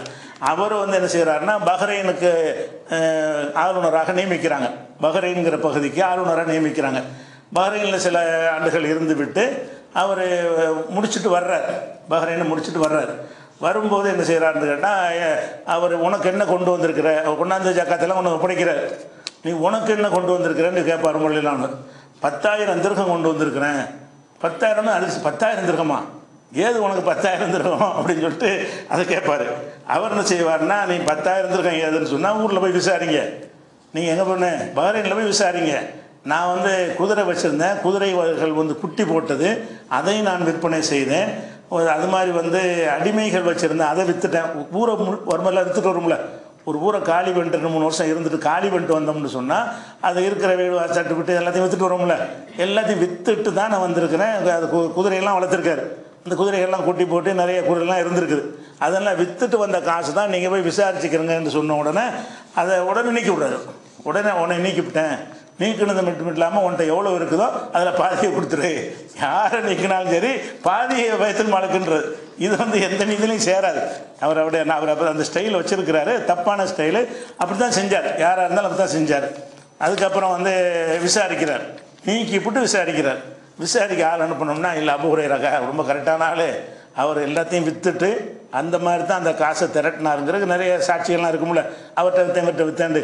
அந்த மாதிரி ஒரு அரசாங்கத்தின் சார்பாக விசாரிக்கும் பொழுது அவர் குற்றவாளி இல்லைன்னு தெரிஞ்ச உடனே இப்போ நீங்கள் மறுபடியும் பஹ்ரைனுக்கு போங்கங்கிறார் அபூ ஹுரைராட்ட வந்து. அப்போ நீங்கள் உங்கள் ஆளுநரை நியமிக்கிறேன், நீங்கள் மறுபடியும் போங்க அப்படின்னோடனே, இல்லை நான் அந்த பொறுப்பெல்லாம் வெறுக்கிறேன், எனக்கு பிடிக்கல அப்படின்றார். அப்போ சொல்லுவார், நீ ஏன் பிடிக்குமா, உங்களுக்கு ஏன் பிடிக்கல, உங்களை விட சிறந்த யூசுப் நபியை பதவி விரும்பி இருக்கிறாரு அப்படின்னு ஊர் சொல்லுவார். யூசுப் நபி கேட்பாங்கல்ல, மன்னர் எனக்கு அந்த பொறுப்பை தாங்க, இந்த கனவுக்கு பலன் சொன்ன உடனே அந்த விவசாயத்துறை எனக்கு தாங்கன்னு கேட்பார். கேட்டு வாங்கி அந்த பதவியை விரும்புவார். அப்போ யூசுப் நபியே விரும்பி இருக்கும்போது நீங்கள் ஏன் மறுக்கிறீங்க அப்படின்னு சொன்னால் அவர் சொல்லுவார், யூசுப் வந்து அவர் நபியுடைய மகனாக இருக்கிறார். 4 பேர் நபி, அவர் நபி, அவர் வாப்பா யாக்கூப் நபி, அவங்க வாப்பா வந்து இது இசாக்கு நபி, அவங்க வாப்பா இப்ராஹிம் நபி. யூசுப் நபிக்கு வந்து 4 பேர் நபி, வாப்பாண்டு. அந்த மாதிரி பாரம்பரியத்தில் உள்ளவர். அவரெல்லாம் தாக்கு பிடிப்பார். நான் ஒரு பொண்ணுடைய ஒரு மகன், நீங்கள் வந்து என்னையை விசாரணை வச்சு என்னையை கேவலப்படுத்தி என்னை அவமானப்படுத்தி என்னுடைய பொருளாதாரத்தை அப்படி சொல்கிறார், என்னுடைய பொருளாதாரத்தை பறித்து இது எனக்கு தேவையா, நீங்கள் நியமிப்பீங்க, அப்புறமேலே காசை பிடுங்குவீங்க, நான் களவான்ட்டேன்னு குற்றச்சாட்டு சுமத்துவேன், இது எனக்கு தேவையான்னு சொல்லி மருத்துவர் கடைசி வரைக்கும் மருத்துவர்னு வைங்களேன். அப்போ இந்த மாதிரியான ஒரு விஷயம் வந்து அவர் மைனஸ். எந்த ஒரு ஆட்சியாக இருந்தாலும் அவர்கிட்ட அந்த அதிகாரிகளை நியமிக்கிறது நீக்கிற விஷயத்தில் ஒரு நெறிமுறை இல்லாமல், குற்றச்சாட்டு இல்லாமல் நீக்கலாம், அது அதிகாரம் இருக்குது. அப்படி நீக்கினா பரவாயில்லை, அது நீங்கள் மாத்திரேன், நீங்கள் இந்த வேலைக்கு போங்க அந்த வேலைக்கு போகிறேன்னா அது ஒரு வகை. இது வந்து மக்கள் மத்தியில் எப்படி போய் சேரும், ஒரு குற்றம் சுமத்தினாங்க நீக்கிட்டாங்க அப்படின்னு வந்தால் இழிவு தானே. அந்த இழிவான ஒரு நிலையில் விசாரணை இல்லாமல் நீக்குதல்ங்கிற ஒரு தன்மை வந்து அது அதிகாரிகளை நீக்கிற விஷயத்தில் நடந்திருக்கிறார். அப்போ உமர் ரலியல்லாஹு அன்ஹு அவர்கள்ட்ட அபூ ஹுரைரா கேட்குறான், என்னை கேவலப்படுத்தி அவமானப்படுத்தி இவ்வளோ செய்வீங்க, அதுக்கப்புறம் நான் போய் சேரணுமாண்டு. அப்போ மற்றது பார்த்தீங்கன்னா உமர் ரலியல்லாஹு அன்ஹு அவங்க அவ்வளோ திறமை இல்லாத ஆள் மாதிரி விளங்க, என்னது விசாரிக்கிறதுல நீக்கிறது, அப்புறம் போங்கன்னு கெஞ்சிடுறது. அப்புறம் உமர்றதுலாம் ஒரு விளையாட்டுக்காரர் மாதிரி இருந்தீங்க, சொன்னார் விளையாட்டுத்தனமாலாம் நீக்கினார்னு சொல்லி. அந்த மாதிரியும் அபூ ஹுரைரா ரலியல்லாஹு அன்ஹு அநியாயம் செஞ்சு ஹாப் சொத்தை எடுத்து இதில் போட்ட மாதிரியும், அதுக்கப்புறம் என்ன மான மரியாதை என்ன பேரெல்லாமே என்ன செஞ்சுட்டு போயிட்டு எனக்கு வந்து குற்றச்சாட்டுக்கு நீக்கிட்டீங்கன்னு அபூ ஹுரைரா சொன்ன மாதிரியும். இந்த சப்ஜெக்ட்டுக்கு கூட நாங்கள் அந்த 32 தொடர்ன்னு சொல்கிறோமே, அதில் உமர் ரலியல்லாஹு அன்ஹு அபூ ஹுரைரா ரலியல்லாஹு விஷயத்தில் நடந்து கொள்றதெல்லாம் ஏன், எப்படி நடந்து கொண்டாங்க, இந்த செய்தி சரியா இல்லை, இதெல்லாம் என்னது பொய்யான இந்த மாதிரியான செய்திகள் எல்லாம் சில உண்மைகளும் சில என்ன அதாவது பொய்களை கலந்து சொல்கிறது. இப்போ இந்த வசனத்தில் உண்மையும் பொய்யும் கலக்கிறோண்டுது, மௌலவி பீஜம் கொஞ்சம் சேர்க்குறதும் இல்லை. இப்போ அவர் என்ன சொல்கிறாருன்னா, என்னை கேவலப்படுத்தி அவமானப்படுத்தி, அது எங்கே இருக்கு ஹதீஸில், அவன் கட்டின வரலாற்றுலையும் இல்லை, உண்மை வரலாற்றுலையும் இல்லை, இவர் செய்தது சரியா. கேவலப்படுத்தி அவமானப்படுத்தி ஊரெலாம் ஏண்ட பேர் இல்லாமல் போ, திருப்பி நான் போகணுமா என்று அபூ ஹுரைரா உமரிடத்தில் கேட்டார். எங்கே இது, அப்படி ஒரு சம்பவமே என்ன இல்லை. இப்போ இதுதான் இங்கே உள்ள பெரிய பிரச்சனை. இப்போ அபூ ஹுரைரா விஷயம், சஅத் இப்னு அபி வக்காஸ், காலித் பின் வலீத் விஷயத்தில் ஒரு விஷயம் சொல்லுவார், என்னென்னா நீ பொய்யரண்டு ஏற்றுக்கண்டா நான் உடனே நியமிப்பேன் மறுபடி அப்படின்னு சொன்னாரா. நீ பொய்யரண்டு ஏற்றுக்க அப்போ உடனே நியமிப்பேன் அப்படின்னு. அப்போ ஒரு சகோதரர்கிட்ட போய் ஆலோசனை கேட்டாரா, நீங்கள் ஏற்றுக்கலாதீங்க, நீங்கள் பொய்யரண்டு ஏற்றுக்கினீங்கன்னா அதை வச்சே உங்களே மறுபடியும் என்ன செய்வார், நீக்குவார் அப்படின்னு சொல்லி. அதனால் நான் பொய்யரண்டு ஏற்றுக்கல மாட்டேன்னு சொன்னேன். பார்த்தீங்களா உமர் எப்படியெல்லாம் செஞ்சுக்கிறாரு, பொய்யரண்டு அவரையே ஏற்றுக்கல வச்சு, அதுக்கப்புறம் அதனால் உன்னை நான் என்ன செய்யவில்லை, ஏற்றுக்கொள்ளவில்லைன்னு சொல்லி சாதாரண ஒரு நிர்வாகிக்கூடிய தகுதி இல்லாத லெவலுக்கு உமர் இப்னு கத்தாப் ரலியல்லாஹு அன்ஹு தான் என்ன செஞ்சுக்கிறார், அவர் சொல்லிக்கிறார். அது மாத்திரமல்ல, இப்போ சஅதுக்கு அநியாயம் செய்தார், அது ஒரு பகுதி. அடுத்தது அபூ ஹுரைரா ரலியல்லாஹு அன்ஹு அவர்கள். அடுத்தது அதாவது உஸ்மான் ரலியல்லாஹு அன்ஹு விஷயத்தில் எப்படி என்ன வார்த்தை பேசினார் பாருங்கள். உஸ்மான் ரலியல்லாஹு அன்ஹு சார்பாக டிஃபென்ஸ் பண்ணி பேசுகிறார் தானே, அதில் ஷியா மிஷன் எப்படி வருதுன்னு பாருங்கள். பண்ணிட்டாங்க, அது அடுத்த ஆட்சி அமைஞ்சிருச்சு. இது வரைக்கும் உள்ள விஷயம் ஆயிடுச்சு. ஆனால் இதில் நம்ம கவனிக்கிற ஒரு விஷயம் என்னென்னு கேட்டால், இந்த சஹாபாக்களுடைய இந்த 10 பேருடைய வரலாறை சொல்லும் பொழுது அபூபக்கர், உமர், உஸ்மான், அலின்னு வரிசைப்படுத்துகிறாங்கல்ல, அந்த வரிசைப்படுத்தல் சரியே கிடையாது. ஏன்னு கேட்டால் இந்த அபூபக்கர், உமர் தான் முதல்ல வச்சுக்கிறணும். மீதி எல்லாம் இந்த 6 பேரை சொல்லிவிட்டு தான் நீங்கள் அலி, உஸ்மானை சொல்லணும். அவங்கள்ட்ட ஆட்சி இருந்ததுனால, அவங்கள்ட்ட நீண்ட காலம் அந்த இருக்குது, அவங்களுக்கு புகழ் பாடுறவங்க, அவங்களுக்காக பில்டப் கொடுத்து எழுதுகிறவங்க, பில்டப் கொடுத்து அந்த கவிதை பாடுறவங்க, இப்படியெல்லாம் இருக்கும்போது என்ன ஆகுன்னு கேட்டால், அவங்களுக்கு ஒரு புகழ் மாதிரி இணைஞ்சிருச்சு, மக்கள் மத்தியில் நிலைச்சிருச்சு. அவங்களும் சொர்க்கவாசிகள் நற்செய்தி சொல்லப்பட்டவங்க தான். ஆனால் ஒரு வகையில் பார்த்திங்கன்னா இந்த கட்டுக்கோப்பான ஒரு சாம்ராஜ்யத்தை இவங்க 2 பேரை பொறுப்பற்ற முறையில் நாசமாக்கிட்டாங்கன்னு சொல்லணும். இந்த 2 பேர் காலத்தில் இருந்த மாதிரி என்ன செய்யலை, அந்த ஆட்சி இருக்கவில்லை. அதனால் நாளைக்கு வேறு யாருடைய வரலாறு எடுக்கிறது என்பது இன்ஷா அல்லாஹ் நம்ம நாளைக்கு பார்ப்போம். அஸ்ஸலாமு அலைக்கும். உஸ்மான் அலிலாம் கடைசி தான், மௌலவி பிஜே கடைசியில் போட்டார். சொர்க்கவாதிகளுக்கு சொர்க்கத்துக்கு நன்மாராயம் கூறப்பட்டவங்களாக இருந்தாலும் இந்த ஆட்சி வானாண்டு போனாங்களே அவங்க தான் சிறந்தவர்கள், அவர்கள் தான் சிறந்தவர்கள். அபூபக்கர் ரதியல்லாஹு, உமர் ரதியல்லாஹு அவர்களை பொறுத்த வரைக்கும் அவங்க ஆரம்பத்தில் 2, இவங்க நாசமாக்கினவர்கள், ஆட்சியை சிதைச்சிடாது. யார்? உஸ்மான் ரதியல்லாஹு. அந்த உஸ்மான் ரதியல்லாஹு அவங்க தான் என்னது அவ்வளோ என்ன மௌலவி பிஜே கவலைப்பட்டு பேசிட்டுக்கிறாரு. ஆனால் ஆட்சியை நாசமாக்கினார்ன்ற பேரும் கொடுக்குறது யாருக்கு? அதே உஸ்மான் ரதியல்லாஹு அவர்களுக்கு தான். சரியா? அப்போ அந்த ஷியாக்கடை கட்டுக்கதையை நம்பின உடனேயே உஸ்மான் ரதியல்லாஹு ஆட்சி நாசமானதுன்னு விளங்கிருமே. இப்போ யாரை கட்டுக்கதை இதெல்லாம்? ஆனால் ஷியாக்கடை கட்டுக்கதை அவர் ஆட்சி நாசமாக்கின அப்படின்ற அதை அப்படியே நம்புகிறாரு. அதே ஷியாக்களுக்கு எதிராகவும் பேசுகிறாரு. அங்கே என்னது அங்கிருந்தே ஆரம்பித்து அங்கே என்ன செய்கிறது, முடிக்கிறது. இது உஸ்மான் ரதியல்லாஹுவை பற்றி. அடுத்தது அப்துல்லா இப்னு மஸ்ஊத் ரதியல்லாஹு பற்றி என்ன சொல்கிறான்னு பாருங்கள். பேசின என்னன்னு கேட்டால், இப்னு மசூதை பொறுத்த வரைக்கும் அவர் கொஞ்சம் தன்னை பற்றி இந்த குர்ஆன் விஷயத்தில் எனக்கு நிகராக யாரும் இல்லை என்ற கருத்தில் இருந்தார். இப்னு மசூத் எப்படி இருந்தார்ன்னு கேட்டால், எனக்கு நிகராக ஒருத்தரும் கிடையாது குர்ஆனை அறிஞ்ச ஆளுக்க. ஆனால் இவர் அந்த விஷயத்தில் அப்படி இருக்கலை. அவரை தன்னை பற்றி நினைத்து கொண்டார். 113 அப்துல்லா இப்னு மசூத் தன்னை பற்றி கொஞ்சம் பெருசாக நினச்சிக்கிட்டார். ஆனால் அவர் அப்படி இருக்கலை. அவர் அவர்தான் பெருமைன்னு சொல்லலை, தன்னை பற்றி என்று அதை கட் பண்ணிட்டார். சரியா? அப்போ இதில் என்னென்னா, சஹாபாக்கள் தவறு செய்வார்கள், அவங்க தவறு செய்ய மாட்டார்களான்ற கேட்குறது இவங்க அதுக்கல்ல, டேமேஜ் பண்ண தான். தவறு செய்வார்கள்ன்ற பட்டியல் வேறு, அவங்களுக்கு சொல்லக்கூடிய விஷயங்கள் வேறு. பெருமை விளங்கிட்டா, அநீதி, விளையாட்டு, கேம், இதெல்லாம் என்னது? இந்த வார்த்தை பெரியவங்கள் சஹாபாக்கள் யூஸ் பண்ணுற தவறுக்கு யூஸ் பண்ணிங்கன்னா அவங்கள அசிங்கப்படுத்துறீங்களா? இதெல்லாம் அவமானப்படுத்துறதுக்கு சமம். அவர் தன்னை பற்றி நினச்சிக்கின்றார் அப்படின்னா, அப்துல்லா இப்னு மசூத் ரசூலுல்லாஹோட குடும்பத்தில் ஒருத்தராக கருதப்பட்டவர். அவர் தப்சீரை படிச்சுட்டு, அதாவது அவர் என்ன சொல்கிறாருன்னு சொன்னால், எனக்கு ஒரு இடத்துல என்னை விட குர்ஆனை படித்தவங்க தெரிஞ்சிருந்தால் நான் அந்த இடத்துக்கு போய்ப்பேன்றார். என்ன இருக்குது அதில்? ஆனால் தன்னை பற்றி கொஞ்சம் உயர்வாகவே நினச்சிக்கிறார். ஆனால் அவர் அப்படி இருக்கவே இல்லை. அப்போ அவர் பெருமையாக என்ன செஞ்சுக்கிறாரு, நினச்சிக்கிறார் என்ற கருத்தை என்ன செய்வார், விதைப்பார். 114 சூறாவில் குர்ஆனில் உள்ளது இல்லைன்னு அவர் சொன்னார். ஆனால் ஆரம்ப காலத்து முஸ்லீமாக இருந்தார், ஆரம்ப காலத்து வகை எழுதக்கூடியவராக இருந்தாருங்கிற வகையில் அவருக்கு உள்ள சிறப்புகள் எல்லாம் இருக்கிறது. ஆனாலும் என்ன செய்கிறாருன்னு கேட்டால், அவருடைய சில ஹதீஸுகள் அவரே பேசின முஸ்லீமில் புகாரிலாம் வரக்கூடிய சில ஹதீஸுகளை காட்டினேன். என்ன எதனால் உஸ்மானுக்கும் அவருக்கும் பிரச்சனை என்பது உங்களுக்கு விளங்கிடும். அதில் என்ன செய்கிறாருன்னு கேட்டால், இது முஸ்லீமில் வரக்கூடிய ஹதீஸ். முஸ்லீம் என்ன செய்கிறாருன்னு கேட்டால், அவர் குர்ஆனில் ஒரு வசனம் இருக்குது, 3வது சூறாவில் 161வது வசனம் இருக்கிறது. இவர் கூஃபாவில் கவர்னராக நிதி அமைச்சராக இருக்கார்ல, அந்த வகையில் சில பள்ளிவாசலில் இவர் என்ன செய்வார், உரை நிகழ்த்துவார், ஜும்மா நடத்துவார். அந்த உரையில் என்ன பண்ணுறாருன்னு கேட்டால், ஒமை யகுலுல் யத்தி பிமா கல்ல யௌமல் கியாமா, யார் ஒருத்தர் இது கனிமத்தை மறைச்சிக்கிறாங்க இல்லையா, அதுக்கு இறங்கணும் ஒரு வசனம். போர்க்களத்தில் கனிமத்து பொருள் வந்தோடனே பொதுவில் கொண்டே வைக்காமல் ஒளிச்சு வச்சுக்கிறது. அப்படி ஒளிச்சு வச்சுக்கிட்டாங்கன்னு சொன்னால் அதை சுமந்து கொண்டு கியாமத்து நாளில் வருவார் அப்படின்னு அந்த வசனம் குர்ஆனில் இருக்கிறது. இவர் எல்லாம் எனக்கு தெரிஞ்சுன்னு சொல்லக்கூடிய இப்னு உமருக்கு இதனுடைய அர்த்தமே ஒரு விளங்கலை. இந்த வசனத்தை வைத்துக்கிட்டு என்ன செய்கிறாருன்னு கேட்டால், நாம் எதை ஒளித்து வைத்துக் கொள்கிறோமோ அதை கியாமத்து நாளில் கொண்டு வருவோம் என்று அல்லாஹ் சொல்கிறான். அதனால் நீங்கள் எழுதி வைத்திருக்கிற குர்ஆனை நீங்கள் அழிக்காதீங்க, உஸ்மானுடைய ஆட்களுடைய கண்ணுக்கு படாமல் மறைத்து வையுங்கள். மறைத்து வைத்தீர்கள் என்று சொன்னால் அந்த ஒரிஜினல் குர்ஆனோடு நீங்கள் கியாமத்து நாளில் வருவீங்க. நானும் அழிக்க மாட்டேன், நானும் எரிக்க மாட்டேன் அப்படி சொல்லி ஓப்பனாக கவர்மெண்ட்டுக்கு எதிராக டிக்ளேர் பண்ணுறார். இவருடைய குர்ஆனை நீங்கள் எழுதுனதெல்லாம் அழிச்சிட்டு இதில் உள்ளபடி எழுதிக்கிறீங்கன்னு சொல்கிறாங்க. உள்ளபடி எழுதினாலே இவங்க எழுதுனது அதில் அடங்கி தான் இருக்கும். இவங்க எழுதின குர்ஆன் அதில் இல்லாமல் போகாது. அந்த ஆர்டர்கள் மற்ற விஷயங்கள் தான் மாறும். அந்த ஒரு விஷயத்தில் ஏதோ குர்ஆனுக்கு பாதகமாக நினைத்துக்கிட்டு என்ன செய்கிறாருன்னு கேட்டால் அவர் கேட்குறாரு, அலா கிராத்தி மண் தமுர்னியன் அக்ரா, நீங்கள் யாருடைய கிராத்துப்படி என்னை ஓத சொல்கிறீங்க? ஸைத் இப்னு சாபித்து தானே குர்ஆனை வந்து அந்த பெருதி எடுத்தார், அல்லது அபூபக்கர் காலத்தில் தொகுத்தார். அவரை மென்ஷன் பண்ணி சொல்கிறார். அவர் பேரை சொல்லி என்ன செய்கிறாருன்னு கேட்டால், அலா கிராத்தி மண் தமுர்னியன் அக்ரா, யாருடைய கிராத்துப்படி என்னை ஓத நீங்கள் சொல்கிறீங்க? போலக்கது கரத்து அலா ரசூலுல்லாஹி ஸல்லல்லாஹு அலைஹி வஸல்லம் பிலாவும் சபீன சூரா, ரசூல்லாட்ட 70க்கும் மேற்பட்ட சூறாக்களை நான் ஓதி காட்டியிருக்கிறேன். ரசூல்லா முன்னாடி ஓதி காட்டியவன் நான், எனக்கு அதை பற்றி நல்லா தெரியும். நான் வந்து என்னுடையது அளிப்பேனா?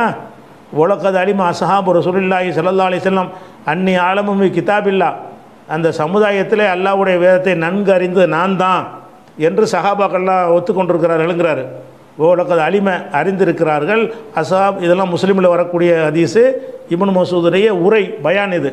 உலகது அலிமா அஸ்ஹாபு ரசூலுல்லாஹி ஸல்லல்லாஹு அலைஹி வஸல்லம், ரசூல்லாவுடைய தோழர்கள்லாம் விளங்கி வைத்திருக்கிறார்கள். அன்னி ஆலமுஹும் பி கிதாபில்லா, கிதாபுல்லாவை அல்லாஹ்வுடைய வேதத்தை அவர்களில் நான் தான் நன்கு அறிந்தவன் என்று விளங்கி வைத்திருக்கிறார்கள்.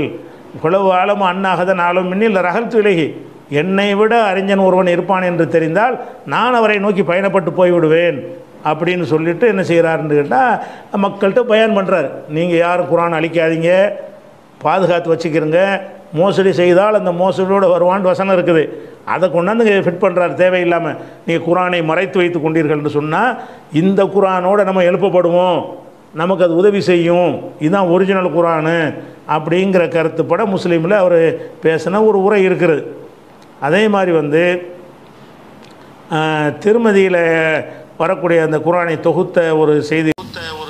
இப்போ இந்த செய்தியில் மௌலவி பிஜே வந்து அதாவது அப்துல்லா இப்னு மஸ்ஊத் செய்தி இப்படி ஒன்று வருதுண்டா அது எப்படி அழகாக சொல்லணும்? அவருடைய இல்மு, அவர் தேடி படித்தது, அதனுடைய அவற்றுள்ள அந்த பெருமிதம், இது தானே சொல்லணும். அதோட மகிழ்ச்சி, அந்த சந்தோஷத்தை எப்படி சொல்ல வரணும்? ஒரு பெருமைக்காரர் இந்த பெருமை அடிச்சுக்கண்டு கூட அவருக்கு இந்த வசனம் என்ன செய்தில்லை, அது கூட விளங்குதில்லை. இவராக சொல்லிக்கிறாரு, சஹாபாக்களுக்கு எல்லாம் தெரியும், நான் தான் படித்தவன்னு சொல்கிறேன்னு இவர் சொல்லிக்கிறாரு. அதாவது அந்த செய்தியை கேட்குறவனுக்கு அப்துல்லா இப்னு மஸ்ஊத் எல்லாம் ஒரு பெருமைக்காரன்னு பதிஞ்சிடும். அப்துல்லா இப்னு மஸ்ஊத் எல்லாம் அவங்க கொஞ்சம் பெருமை அடித்து தான் ஈகிறாருன்னு பதிஞ்சிடும். இப்படித்தான் இவர் நபித்தோழர்கள் அணுகிற முறைகள் எல்லாம்.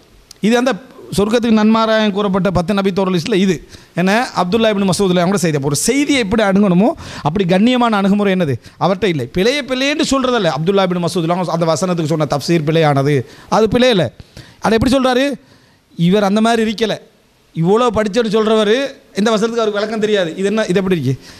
இதுதான் அவருடைய அணுகுமுறையாக இருக்குது. அம்மார் ரலியல்லாஹு அன்ஹு பற்றி என்ன சொல்கிறான்னு பாருங்கள். சரி, கொண்டாந்து நிப்பாட்டி அம்மாரையே பகைத்து கொண்டால் இவர் எப்படி, உஸ்மானையே பகைத்து கொண்டால் அம்மார் எப்படின்னு கேட்க வேண்டிய ஒரு விஷயம்.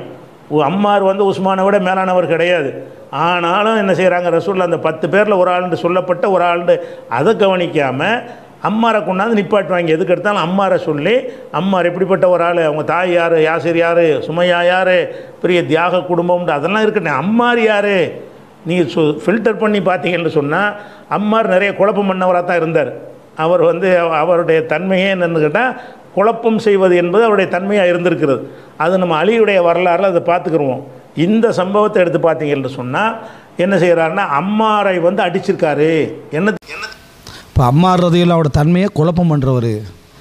இப்படி தான் நபித்தோழர்கள்லாம் அம்மார் ரலியல்லாஹு ஒரு குழப்பக்காரர், அவருக்கு வேலையே குழப்பம் பண்ணுறது தான். இதுதான் அவருடைய தன்மையாகவே என்ன செஞ்சிருக்கீங்க. அம்மார் ரலியல்லாஹு எப்படி படிச்சிக்கிறோம். மௌலவி பிஜே சொல்கிற அம்மார் ரலியல்லாஹு பாருங்கள் எப்படி என்று. சரியா, அம்மார் யாருன்னு சொல்லி அதை பற்றி பேசுகிறாரு. அடுத்தது அம்மார் ரலியல்லாஹு அவங்களுக்கு ஒரு சம்பவம் நடந்துச்சா, யாரோ ஒருத்தர் அம்மார் ரலியல்லாஹுக்கு அவதூறு சொன்னாராம். அதுக்கு பதிலாக அம்மார் ரலியல்லாஹுவும் அவதூறு சொன்னாராம். அப்போ சொன்னதுக்கு நீனும் அவதூறு சொல்கிறியா, அப்போ அதுக்கு நானும் சொல்கிறேன் என்னது, அவர் ஒரு அவதூறு சொன்னார். அது என்ன அவதூறு வரல, ஏதோ பொம்பளை மேட்டர் ஆகிக்குமென்னு சொல்லிட்டு போகிறார். அந்த சொல்கிற மெத்தடை பாருங்கள். இவருக்கு மத்தியில் தனிநபர் சண்டை ஏற்படுகிறது. இதையும் ஸயீத் இப்னு முஸய்யப் தான் அறிவிக்கிறார். விளங்குதா? இந்த அறிவிப்பில் இல்லை, வேறு ஒரு அறிவிப்பில் தபரியுடைய தப்சீரில் இந்த அறிவிப்பு வருகிறது. அதில் என்ன செய்கிறாருன்னு கேட்டால் 2 பேரையும் கூப்பிட ஒரு 2 பேர் பேசிக்கிட்டால் பிரச்சனை இல்லை. பேசும் பொழுது இவர் முதல்ல அந்த அப்பாஸ் என்பவர் அவதூறு சொல்கிறார். அவதூறுனா என்னது, அந்த இல்லாத ஒன்றை சொல்கிறதுக்குள்ள அவதூறு சொல்கிறது, அதை இட்டு கட்டி சொல்கிறது. இட்டு கட்டி அவர் மீது ஒரு குற்றச்சாட்டை சொல்கிறார். உடனே அம்மார் என்ன பண்ணுறாருன்னு கேட்டால் அதே மாதிரி இவர் இட்டுக்கட்டி அவர் மேலே சொல்கிறார். ரெண்டு பேருமே ஒருத்தர் மீது ஒருத்தர் அவதூறு சொல்லிக் கொடுக்குறார்கள்.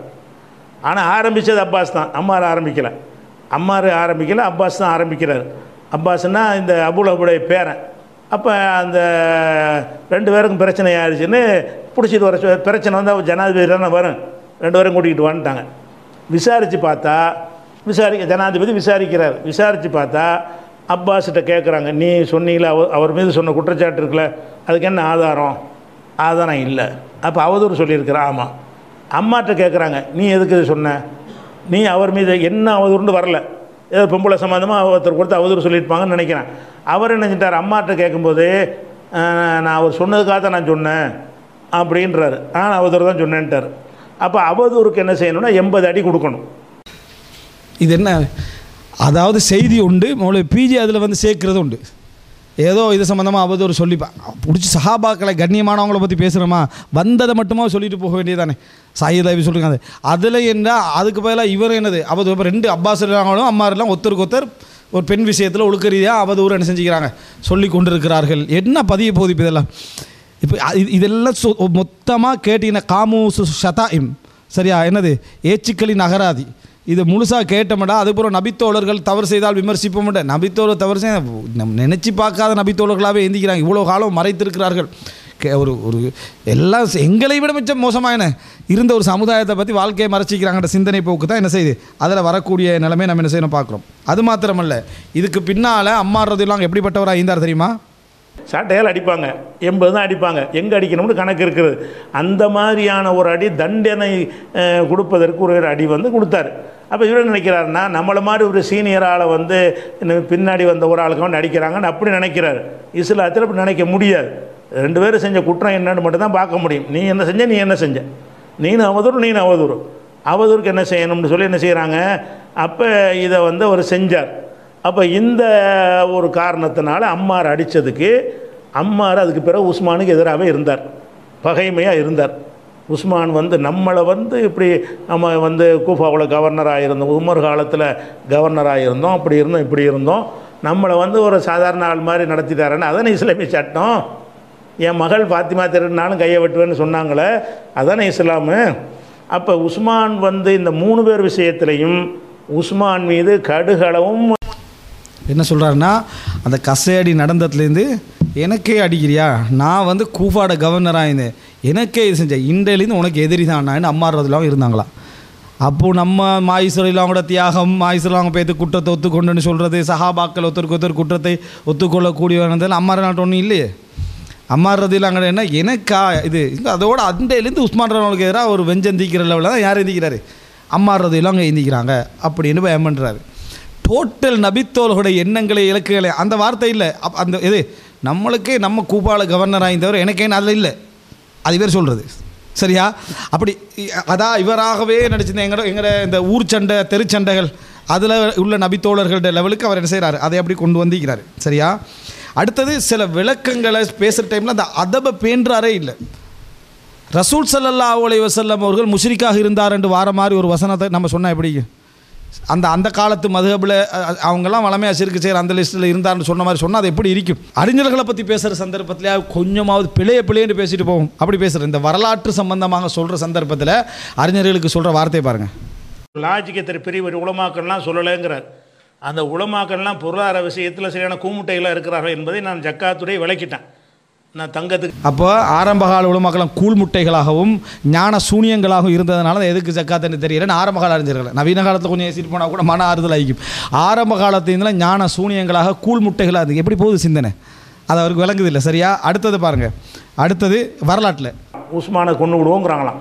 இது மாதிரி இவரை அம்மார் மட்டும் இந்த அடியில் செத்துட்டாருன்னு சொன்னால் கணக்கு தீர்த்துருவோம் அப்படின்னு அந்த கூட்டத்தாரெலாம் பேசி கொண்டார்கள்னு எழுதி வச்சுக்கிறாங்க.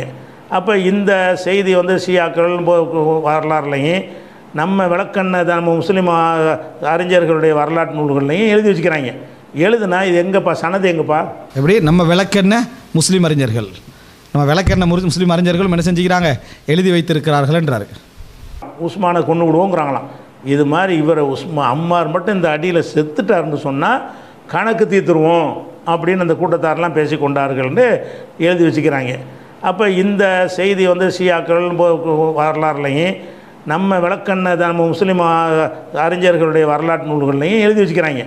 எழுதுனா கூழ்முட்டைகள், ஞான சூனியங்கள், விளக்கண்ண அறிஞர்கள் விளங்கிட்டா அறிஞர்களில் இருந்து என்ன நபித்தோழர்களில் இருந்து எல்லாருக்கும் இதே தான் என்ன பேச்சாக பேசியிருப்பதை நம்ம என்ன செய்கிறோம் பார்க்குறோம். அப்போ மௌலவி பிஜியோட இந்த அணுகுமுறை இப்போ நாங்கள் பேசிட்டு இருக்கிறது இந்த 2 ஹதீஸ் சம்பந்தம் 2 வரலாற்று செய்தி சம்மந்தமாக தான். அப்படி பேசிட்டு டைமில் அனைத்தும் கட்டுக்கதைகள்னு சொன்னோன்னே அப்போ இது கட்டுக்கதை இது கட்டுக்கதைன்னு சம்மந்தம் இல்லாத பேசிட்டு நாங்கள் பேசின எதுக்கு வாதம் வச்சேன்னா உங்களுக்கு ஃபஸ்ட்டு ஸ்டார்டிங் என்ன நீங்கள் அலி ரலியல்லாஹு அன்ஹு அவர்கள் அஹ்ல பைத் வேஷம் போடக்கூடியவர் உத்தமரனர் நடித்தவர்னு சொன்னீங்கன்ட்டு தான் ஃபஸ்ட்டு வச்சு.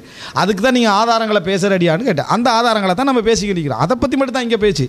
அதுக்கு முன்னால் அலி ரலியல்லாஹு அன்ஹு அவர்கள் ஆட்சிக்கு ஆசைப்பட்டார்கள், அலி ரலியல்லாஹு அவங்க இப்படி இருந்தாங்க அப்படி இருந்தாங்க அதெல்லாம் வந்து ஏற்கனவே நான் பதில் சொல்லி முடித்த விஷயங்கள் அதை போடுறோம்னு சொல்லிக்கிறோம். அப்படி நீங்கள் போடுறது நாங்கள் வாதிக்கிறதா தான் இந்த அறிக்கை. இது வந்து எடுத்தது 10ல் உண்டு சரியா, நான் எடுத்து போட்டது வந்து 10ல் உண்டு. அவ்வளவு செய்திகள் இப்போ இதை கேட்ட உடனே அவங்கள்ட்ட உள்ள ஒரே சப்ஜெக்ட் என்ன தெரியுமா, சில மாணவர்கள் புரிஞ்சு கொள்ளாமல் என்ன பேச தெரியுமா, நபித்தோலை பிழை செய்ய மாட்டாங்களா, யார் பிழை செய்ய மாட்டாங்கன்னு சொன்னேன்.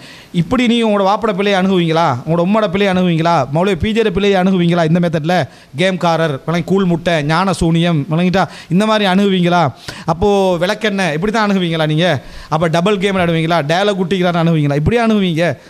இந்த அணுகுமுறை நபித்தோழருக்கு வைக்கிறீங்கன்னு சொன்னேன். சரி, இதுக்கு நீங்கள் வச்சுக்கிற ஆதாரங்கள்லாம் எவ்வளோ பொய்யான பலகீனமான செய்திகள்னு சொன்னோம்.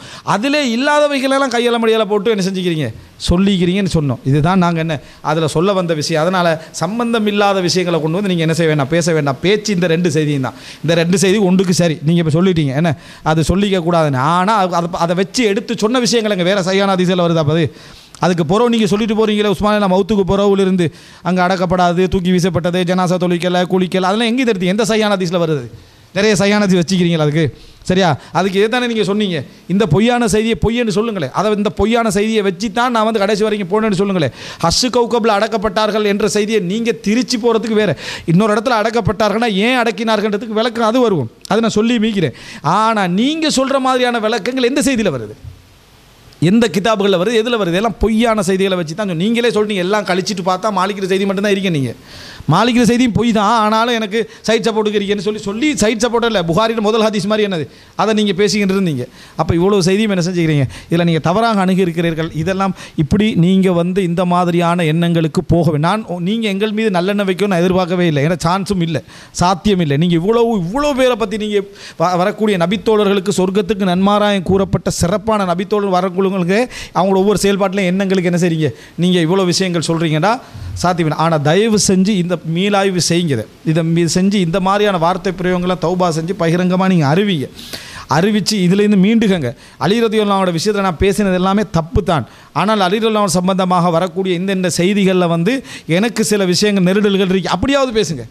சரி, இந்த மாதிரியான அவதூறுகளை, அதாவது எவ்வளோ ஒரு மரியாதை கெட்ட வார்த்தை, உங்களுக்கு நீங்கள் பேசப்படுவதற்கு விரும்பாத 1000 வார்த்தைகளை என்ன செஞ்சுக்கிறீங்க அலி ரலியல்லாஹு அவங்களுக்கு நீங்கள் அதாவது பேசியிருக்கிறீர்கள் என்பது தான் இந்த இடத்துல தெளிவாகக்கூடிய ஒரு விஷயம். எனவே இது அந்த நீங்கள் இந்த 2 தலைப்பை மட்டும் பேசுங்க, மற்ற சப்ஜெக்டுகள் பிறகான உள்ள சப்ஜெக்ட் இதோடு சம்பந்தப்பட்டு வர கிளை அம்சங்கள் பேசினா பரவாயில்லை.